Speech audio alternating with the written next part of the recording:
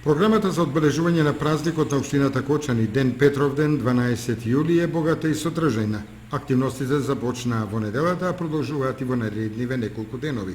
Утре во 13 часот свечено ќе биде пуштено во употреба повеќенаменското спортско игралиште во населбата Усова Чешма во Кочани.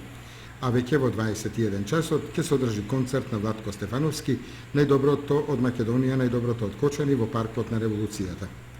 Веќе в четврток во 9 часот е планиран прием на ученици добитници на награди на државни и меѓународни надпревари и превенција на генерацијата во салата на Советот на општината Кочани.